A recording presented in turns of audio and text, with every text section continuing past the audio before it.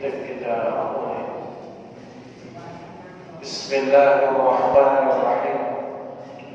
Assalamualaikum warahmatullahi wabarakatuh.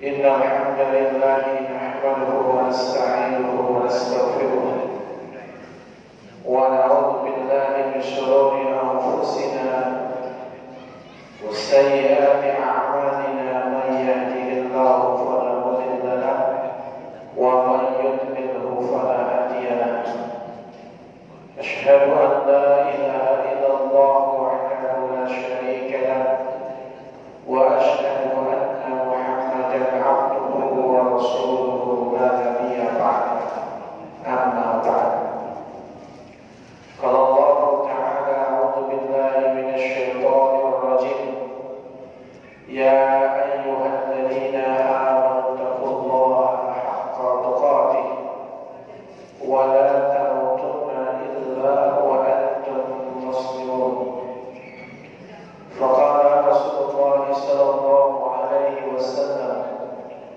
اتق الله حيثما كنت وأتبع السيئة الحسنة تمحوها وخالق الناس بخلق hasan. Pada yang kami hormati penerus masjid Al-Nur, al-asatidzah, al-ustadzah, para tokoh masyarakat, para hujjaj, Bapak Ibu, saudara-saudariku yang dirahmati Allah. Alhamdulillah atas karunia yang Allah berikan kepada kita semua. Dengan izin Allah kita kembali bermuajah dalam rangka thalabul ilmi, tawassaw bil haqqi wa tawassaw bis sabr.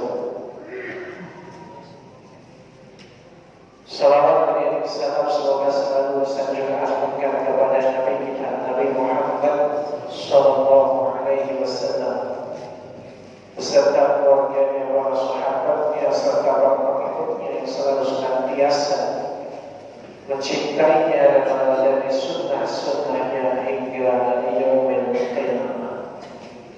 Bapak Ibu yang dirahmati Allah, pada pembahasan yang lalu kita mengupas pembahasan yang cukup penting atau bahkan penting untuk kita pelajari. Sejenak kita paham secara histori dan kronologis, tapi kita ingin menggali kenapa Nabi SAW yang segitu baiknya, Nabi SAW yang begitu dicintai oleh orang Quraisy, tapi orang-orang kafir Quraisy tetap menolak dakwah Nabi SAW. Kemarin disebabkan karena kesombongan dan cintanya kepada dunia. Lalu apalagi yang menyebabkan orang-orang kafir itu menolak dakwah Nabi? Kemarin yang kita singgung berkaitan dengan kesetaraan status dalam Islam. Yang paling mulia adalah yang paling takwa. Mau dia Arab atau bukan Arab, semua di hadapan Allah adalah sama. Nah, orang Quraisy tidak suka konsep itu. Terus apa lagi yang mereka membuat mereka menolak? Syubhat kepercayaan yang sesat dari nenek moyang mereka dan fanatik kepadanya.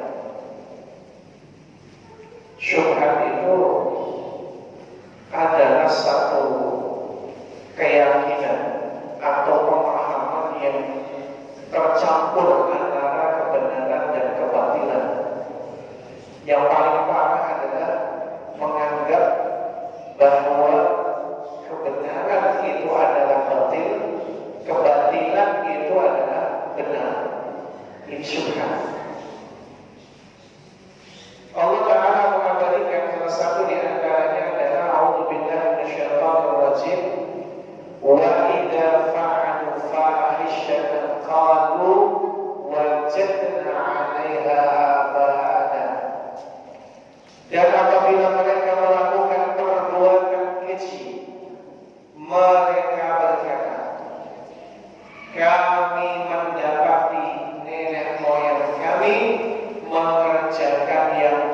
yang itu. Amarana biha, dan Allah menyuruh kami mengerjakannya.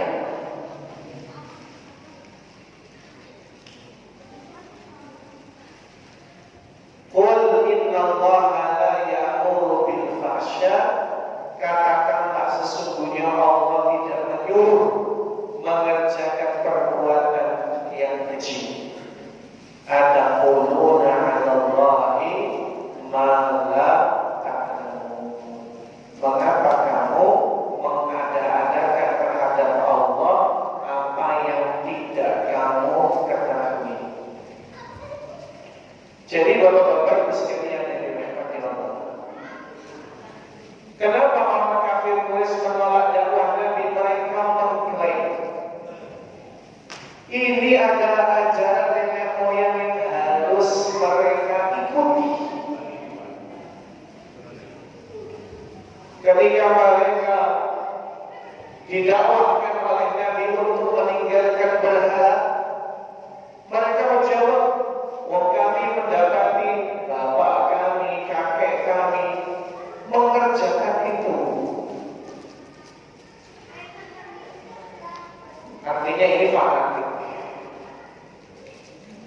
Orang tua itu memang adalah yang paling berjasa dalam hidup kita dari sisi manusia. Orang tua memang dia adalah orang yang banyak sekali melimpahkan kasih sayang. Tetapi sungguh pun demikian, ketika orang tua memerintahkan, mencontohkan yang tidak benar, kita hendaknya meninggalkannya. Gak boleh kita fanatik berlebihan sampai menyelisihi Allah dan Rasulnya. Kalau ada hal yang baik, dilanjutkan, ditiru. Tapi kalau ada yang buruk, mestinya kita memperbaikinya, jangan mengikutinya. Kalau orang tua kita yang begitu berjasa menyuruh kita untuk menyembah berhala, ya itu apa? Apa kata Allah? Fala tuti'huma, jangan kamu ikuti keduanya. Nabi sallallahu alaihi wasallam bersabda, la ta'ata fi ma'siyatil khaliq. Tidak ada ketaatan ketika bermaksiat kepada Sang Pencipta. Jadi artinya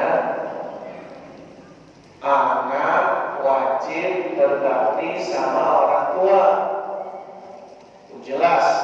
Tapi kalau orang tua memerintahkan yang mungkar, jangan ikuti, jangan ditiru. Bagaimana keyakinan-keyakinan yang tidak sesuai dengan syariat kita tinggalkan. Bagaimana tata cara ibadah yang tidak sesuai syariat kita perbaiki. Itu yang harus kita lakukan. Apa-apa yang baik kita ambil dan kita estafetkan, kita ajarkan bahkan ke anak cucu kita. Nah, orang-orang kafir Quraisy itu menolak dakwah Nabi, alasannya mereka fanatik kepada nenek moyang yang sebenarnya salah. Banyak melakukan fahisyah. Apa itu fahisyah? Dari kata al-fuhsh. Makna al-fuhsh banyak dalam hal tercela.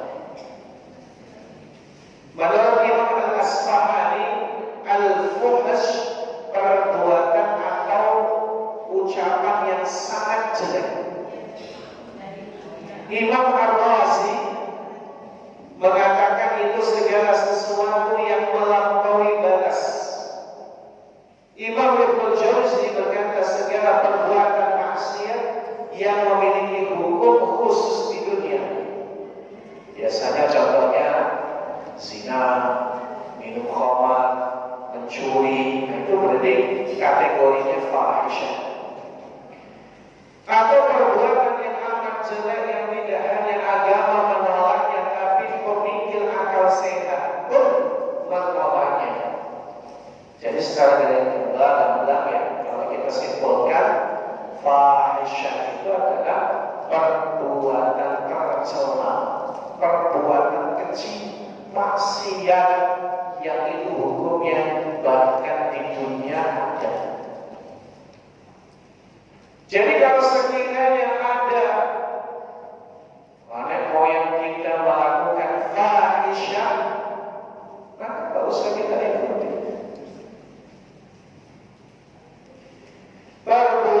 Perbuatan buruk tinggalkan.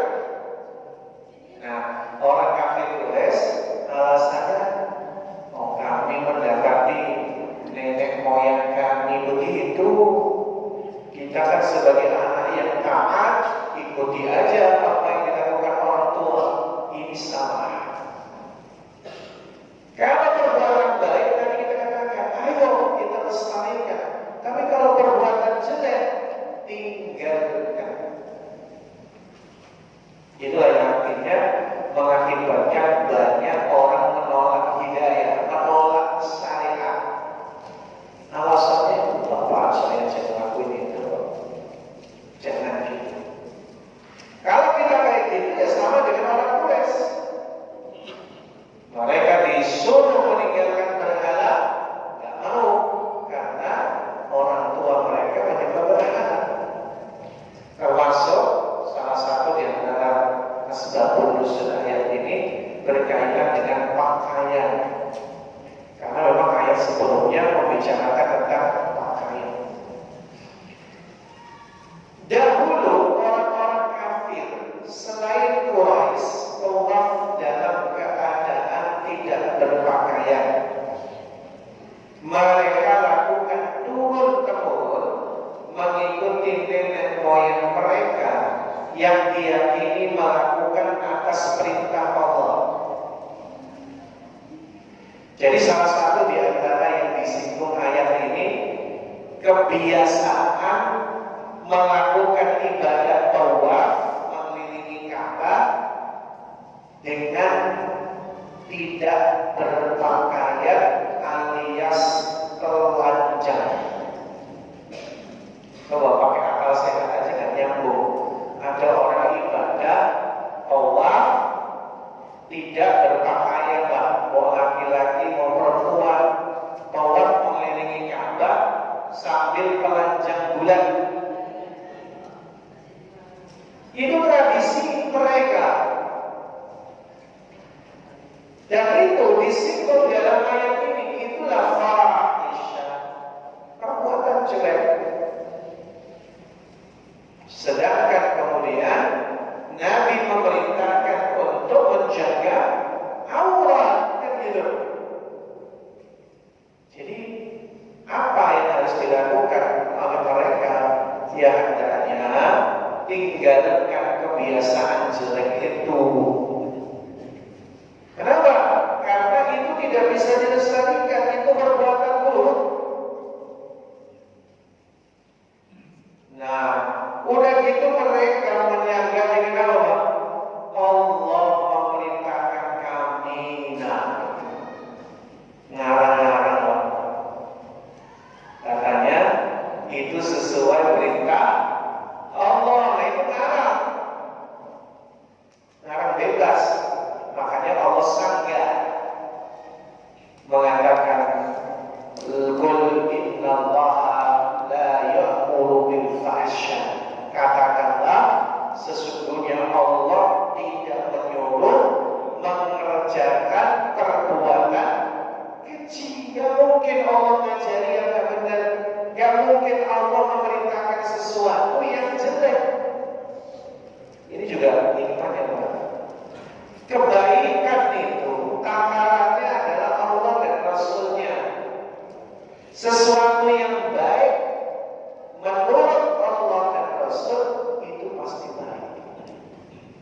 Innallaha thayyibun la yaqbalu illa thayyiban. Sesungguhnya Allah zat yang maha baik, tidak menerima kecuali yang baik-baik. Mustahil bagi Allah memerintahkan yang buruk. Pakai akal sehat aja itu bisa tahu, gak mungkin Allah memerintahkan tawaf sambil telanjang. Gak mungkin. Setidak-tidaknya kalau orang pakai akal sehat, mending mana berpakaian atau telanjang? Pasti berpakaian. Kalau telanjang, apa bedanya dengan hewan? Gitu kan? Kalau pakai akal sehat. Allah tidak menyangka sisi pertama dari mereka yang mengatakan wajadna alaihi aba'ana, karena dari demikian sangat rapuh. Memang tidak ada alasan bagi syubhat mereka untuk fanatik pada ajaran sesat nenek moyang. Itu juga sebenarnya nggak bisa jadi sandaran. Kenapa kita harus mengikuti sesuatu yang salah? Padahal kita diciptakan oleh Allah membedakan mana yang benar, mana yang salah. Makanya orang yang berpikir sehat pasti dia mendukung apa yang benar dan akan meninggalkan yang salah. Kalau kebalik berarti kena penyakit syubhat. Masih banyak kefanatikan mereka terhadap hal lainnya, seperti pada penyembahan berhala, kezaliman lain. Banyak seperti menyembah berhala, mengubur anak perempuan hidup-hidup, itu jelas kezaliman yang lain. Dan Nabi yang hendak membersihkan akidah mereka dari kefanatikan mereka difitnah murtad. Jadi Nabi difitnah murtad dari agama nenek moyang. Ya memang kalau kita bicara meninggalkan, iya, tapi levelnya bukan murtad gitu, membenarkan. Nabi sifatnya adalah muslim yang memperbaiki, bukan murtad. Kalau murtad itu kan kesannya adalah jelek. Maka karena Nabi bukan hanya seorang yang baik menurut pribadinya, tapi beliau juga muslim. Bahaya penyakit syubhat. Syubhat itu diartikan sebagai mirip, persamaan atau ketidakjelasan. Biasanya adalah ketidakjelasan karena mirip atau seolah-olah sama atau disangka sama. Definisi syubhat menurut Imam Ghazali, sesuatu yang masalahnya tidak jelas karena di dalamnya ada dua keyakinan yang berlawanan yang timbul dari dua faktor yang menimbulkan dua keyakinan tersebut. Jadi intinya ada satu sisi mereka mendapati misalnya ajaran Nabi bahwa menyembah berhala itu batil, tapi satu sisi mereka dapat pengajaran bahwa agama nenek moyang itu terbaik, maka terjadilah itu namanya syubhat. Bahaya syubhat adalah perkara ma'ruf menjadi samar dengan kemungkaran. Yang baik ma'ruf itu lalu seolah-olah gak jelas karena adanya kemungkaran, sehingga orang tersebut tidak mengenal yang ma'ruf, tidak mengingkari kemungkaran. Maka penyakit ini sampai meyakini yang ma'ruf itu batil, yang mungkar itu ma'ruf, yang sunnah sebagai bid'ah, yang bid'ah sebagai sunnah, al-haq sebagai batil, dan yang batil sebagai al-haq. Jadi apa? Mungkar bolak-balik. Contoh, ibu-ibu nih misalnya, apa yang ma'ruf dari ibu-ibu itu? Wanita itu adalah menutup auratnya illa ma'zahara minha, kecuali yang biasa nampak daripadanya. Maka wanita muslimah yang baik, dia menutup aurat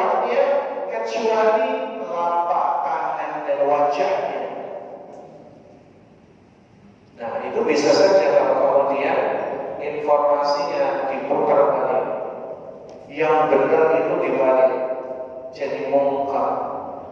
Wanita kalau nutup auratnya yang kelihatan muka sama telapak tangannya itu kearab-araban. Nah, itu komennya itu namanya jilbab, itu tradisi Arab. Kalau tradisi orang tanah air apa? Pakai kemben.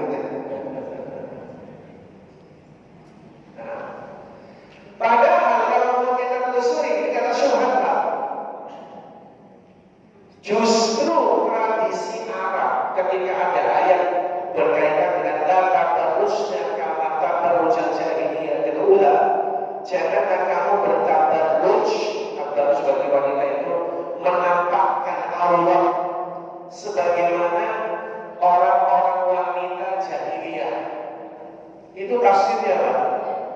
Jadi tabarrujnya wanita jahiliyah Arab itu adalah pakai kerudung cuma sampai ubun-ubun. Lalu maaf, dia pakai baju kurung, sebagian dadanya diperlihatkan. Jadi kalau mau tradisi Arab, yang disebut tradisi Arab jahiliyah sebelum Islam, itu kalau pakai kerudung cuma sampai ubun-ubun, dan maaf, kalau pakai baju kurung separuh dadanya dilihatkan. Itu namanya tradisi pakaian Arab jahiliyah. Islam datang, Nabi Sallallahu Alaihi Wasallam menyempurnakan akhlak, menuntut kepada wanita, menutup auratnya kecuali muka dan telapak tangan. Ya sekarang coba, kalau ada kita nggak tahu kayak gitu, karena syubhat akhirnya. Ayo wanita-wanita Indonesia itu ngapain juga sebagai jilbab? Saya bukan orang Arab, saya orang Indonesia. Akhirnya kembali pakai kemben misalnya. Jadi itu contoh sedikit saja. Ada yang ma'ruf dianggap batil, yang batil dianggap ma'ruf. Itu namanya syubhat. Baik, maka akibatnya kesesatan. Apa obat penyakit syubhat? Ilmu. Kalau kita nggak dapat keterangan apa arti tradisi jahiliyah Arab, kita nggak tahu. Kita ngikut-ngikut aja ya. Kalau orang Indonesia mesti pakai kemben atau paling nggak ya kerudungnya cuma sampai ubun-ubun. Akhirnya bikinnya salah. Padahal yang kayak gitu justru tradisi Arab. Kalau menjulurkan jilbabnya sampai menutupi dadanya, lalu sampai kemudian yang nampak hanya wajah dan telapak tangannya, itulah cara berpakaian muslimah era Islam yang dibawa oleh Nabi kita Nabi Muhammad SAW. Mengapa mereka menolak syubhat ahlul kitab? Setelah adanya interaksi dengan Yahudi kelak semakin menguatkan posisi penolakan kafir Quraisy. Namun sebelum itu terdapat pandangan tersendiri. Diabadikan oleh Allah dengan firman-Nya, "Ma sami'na bihadza fil millatil akhirah in hadza illa ikhtilaq." Kami tidak pernah mendengar hal ini dalam agama yang terakhir ini, yaitu terkait dengan tauhid mengesahkan Allah. Tidak lain hanyalah dusta yang diada-adakan. Al-millatul akhirah itu maksudnya adalah Nasrani. Jadi gini Pak, orang-orang Quraisy itu banyak interaksi dengan kaum Nasrani dalam jual beli, khususnya kalau ke Syam. Mereka mendapati orang-orang Nasrani saat itu sudah Trinitarian. Trinitarian artinya pemahamannya Trinitas. Jadi zaman itu Trinitas atau orang yang disebut Trinitarian itu memang udah jamak, karena sudah ada elaborasi dengan Romawi, pemahaman kuno yang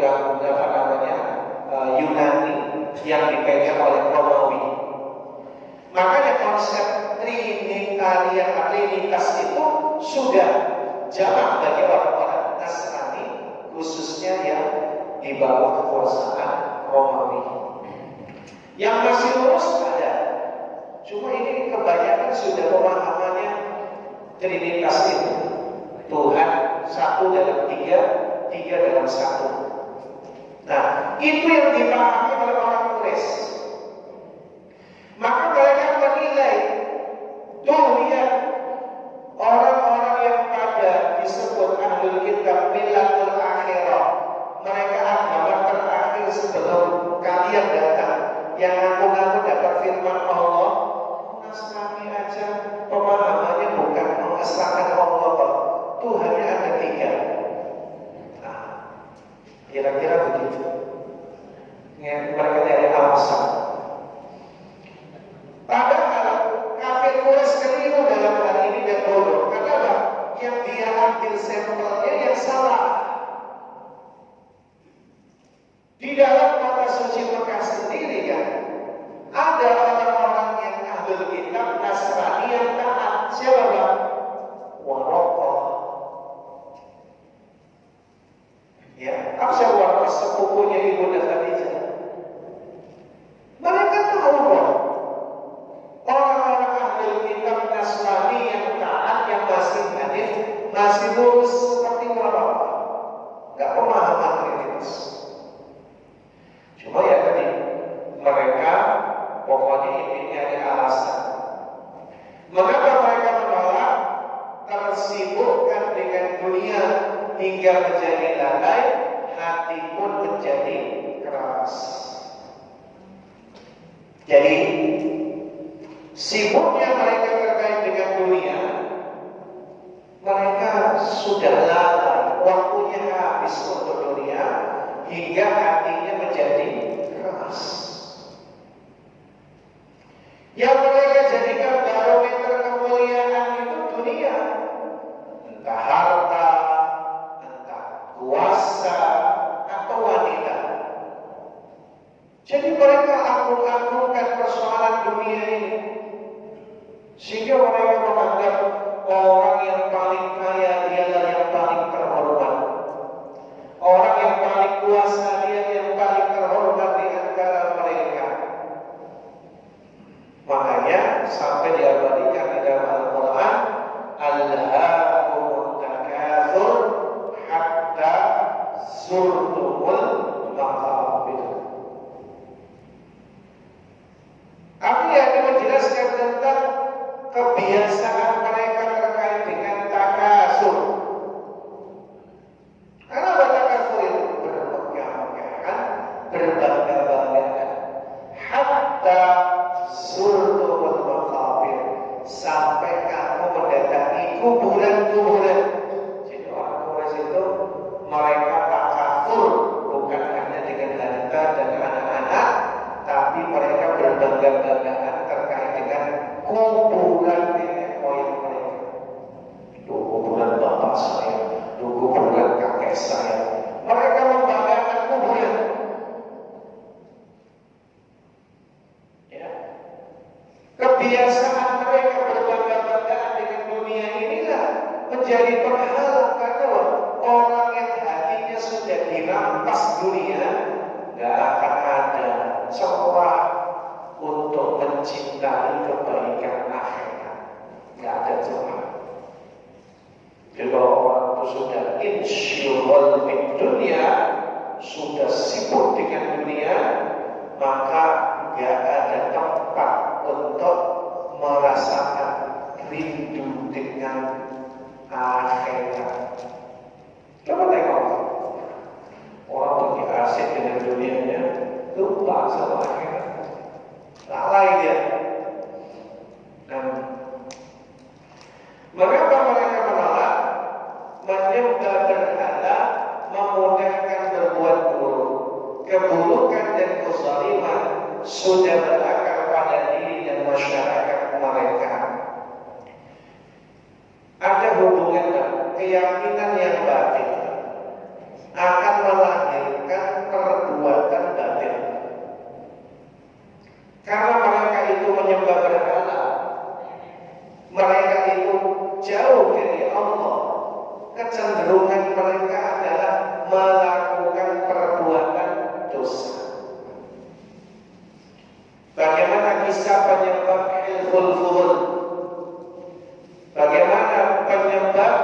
perang Fijar. Itu orang-orang Quraisy, mereka membela yang batil. Pada saat itu, sehingga kalau di hadapan ini semboyan mereka, tolonglah saudaramu, baik terzalimi maupun terzalimi. Pokoknya asobia, yang penting itu saudara, mau dia zalim atau tidak, tetap didukung. Itu kan kisah yang berbeda. Antara penolakan kekafiran dan perbuatan zalim saling mempengaruhi satu sama lain. Jadi orang yang kufur, maka perbuatannya jelek. Buktinya Rasulullah Al-Rahman, Allah berfirman, "Ara'aital ladzi yukadzibu bid-din, fadzalikal ladzi yad'ul yatim." Sampai situ kita bisa pahami, tahukah kamu orang yang mendustakan agama? Ini ceritanya sedang bicara terkait dengan tokoh Quraisy. Di sana ada Walid bin Mughirah, di sana ada Abu Jahal, di sana ada Umayyah bin Khalaf, ada Utbah bin Rabi'ah, ada Abu Sufyan bin Harb. Mereka ini mendustai agama atau mendustai hari pembalasan. Ad-din di situ bisa diartikan agama, bisa diartikan hari pembalasan. Karena mereka tidak beriman kepada Allah, fadzalikal ladzi yad'ul yatim. Itulah yang menghardik anak yatim. Jadi karena keyakinan mereka yang batil itu, mereka suka zalim kepada anak yatim. Kenapa? Karena nggak ada dorongan iman. Iman itu ad-dafi'ul qawiyyu ilal 'amalin nafi', yang mendorong kita melakukan kebaikan. Oleh karenanya banyak amalan di dalam Islam dimulai dengan iman. Ya ayyuhalladzina amanu kutiba 'alaikumussyam. Contoh, mesti dimulai dengan iman dulu. Man kana yu'minu billahi wal yawmil akhir falyaqul khairan aw liyasmut. Siapa yang beriman kepada Allah dan hari akhir, maka berkatalah yang baik-baik. Kalau nggak bisa, diam.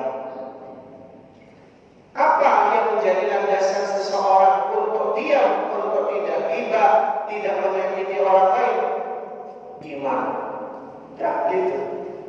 Jadi makanya berlaku mafhum mukhalafah, sesuatu yang anomalinya. Kalau orang yang tidak beriman, biasanya perbuatannya jelek.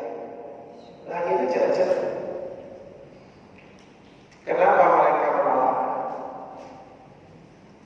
Iman mewajibkan mereka meninggalkan kezaliman yang telah berakar pada diri mereka dan mengharuskan berbuat baik.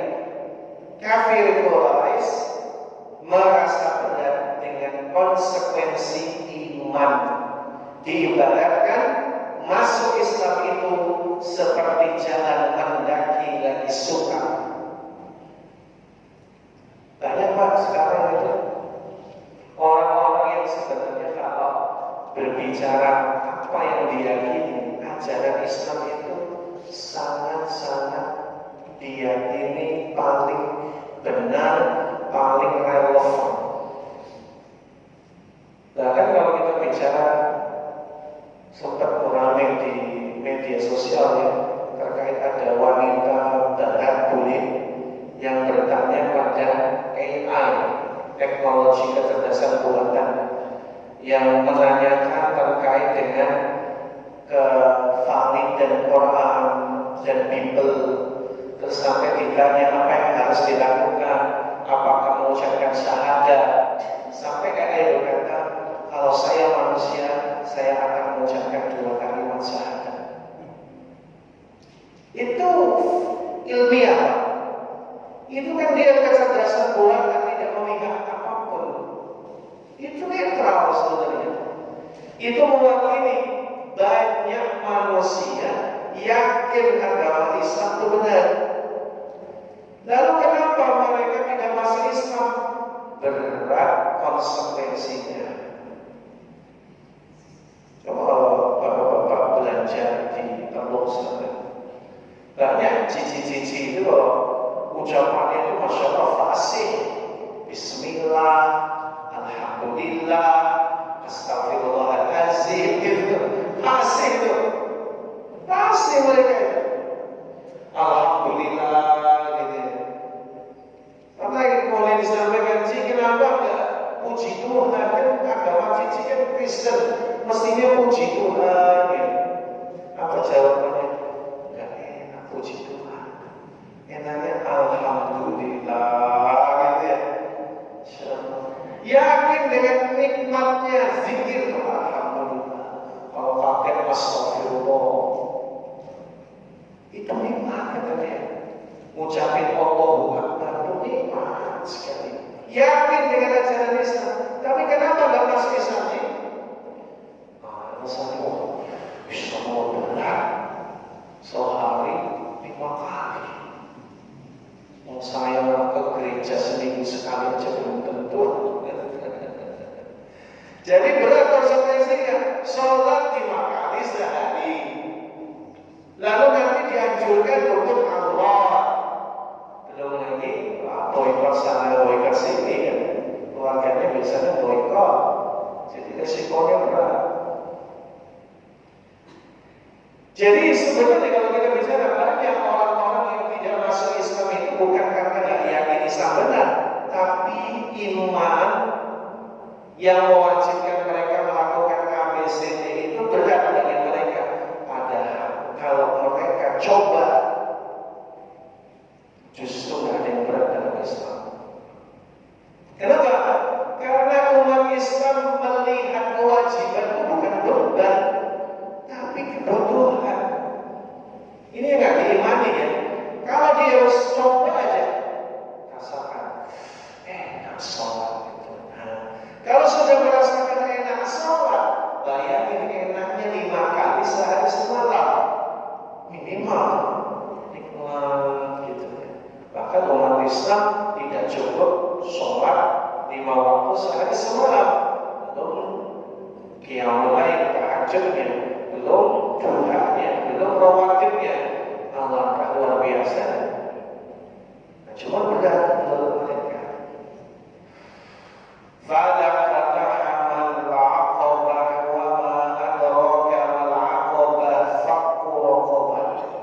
Maka tidakkah sebaiknya dengan hartanya itu ia menempuh jalan yang mendaki lagi surga? Tahukah kamu apakah jalan yang mendaki lagi surga itu? Yaitu melepaskan budak dari perbudakan. Atau memberi makan pada hari kelaparan dan seterusnya.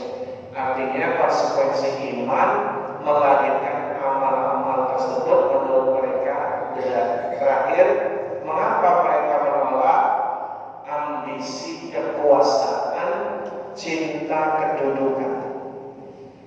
Kalau kemarin cinta dunianya, kalau ini ambisi kekuasaan, cinta kedudukan. Orang-orang kafir Quraisy takut kedudukan mereka hilang di sisi masyarakat Jazirah Arab saat itu, andai kata mereka masuk Islam. Masuknya logikanya kemana? Begini, kabilah-kabilah di Jazirah Arab menitip Tuhan mereka di Mekah, di sekitar Ka'bah saja itu ada 360 jenis berhala. Jadi 360 jenis Pak, bukan 360 jumlahnya, bukan, 360 jenis. Yang 360 jenis berhala ini milik masing-masing kabilah suku Arab. Jadi setiap suku punya Tuhan sendiri-sendiri. Nah, Tuhan mereka dalam bentuk berhala dititipin di Ka'bah dengan saya. Itulah yang menjadikan kedudukan khusus Quraisy, bahwa mereka dihormati seluruh kabilah karena mereka jagain Tuhannya suku-suku Arab. Kalau orang Quraisy masuk Islam, nah terus berhalanya mau dikemanain? Pasti kan konsekuensi imannya adalah menghancurkan berhala atau paling tidak suruh bawa pulang. Kalau berhalanya disuruh bawa pulang, orang Quraisy terancam kekuasaan dan kedudukannya di tengah Arab, gak akan dihormati lagi. Itu cara berpikirnya orang Quraisy, sehingga mereka menolak masuk Islam. Benar, ini gak jadi berkuasa lagi gitu. Termasuk dari sisi ekonomi, ketidakjelasan ini juga dapat berdampak pada perekonomian mereka. Kabilah-kabilah Arab yang datang itu tawaf, habis tawaf yang berhala. Itu kan kebiasaan orang Arab jahiliyah. Habis itu bakal berinfak. Infaknya dilempar ke Ka'bah. Kalau kabilah-kabilah Arab ini sudah datang lagi ke Mekah, pasar Mekah sepi, yang infak sudah tidak ada. Nah, itu mikir lagi, ini bakalan sepi, nanti ekonomi kita bakalan hancur. Itu yang dipikirkan oleh orang Quraisy, sehingga menolak dakwah Nabi. Dari sisi individu ada Abu Lahab. Abu Lahab itu paman Nabi SAW, yang bahkan jadi satu-satunya tokoh Bani Hashim yang membela dari kesepakatan melindungi Nabi. Kabilah kecil takut kehilangan sokongan dari kabilah yang lebih besar. Bahkan kelak ini juga menjadi alasan beberapa pihak menolak Islam. Contohnya Heraklius, Raja Romawi. Heraklius, kalau orang Arab menyebutnya Herakl, kita menyebutnya Heraklius. Kalau orang Inggris ya menyebutnya Hercules. Nah, Hercules itu Raja Romawi yang katanya dibuat cerita-cerita yang aneh-aneh, itu adalah anak dewa. Heraklius itu paham ilmu agama, paham Injil yang asli. Dia mau meluk Islam gak jadi karena takut nanti dilengsarkan jadi Raja Romawi. Barakallahu fikum. Makanya bahaya, cinta kedudukan itu bahaya. Bisa membukakan mata sehingga menghalalkan segala cara. Wallahu a'lam bishawab. Demikian yang bisa kita sampaikan. Setelah ini akan kita bahas fase menyedihkan, namanya ibtila, fase ujian-ujian yang menimpa Rasulullah dan para sahabat. Gimana kisahnya? Insya Allah kita akan bahas di kesempatan yang akan datang. Insyaallah. Billahi taufiq wal hidayah, wallahu a'lam bishawab. Kita akhiri dengan kafaratul majlis. Subhanallahumma wa bihamdika asyhadu an la ilaha illa anta astaghfiruka wa atubu ilaik. Walhamdulillahi rabbil alamin. Wassalamu alaikum warahmatullahi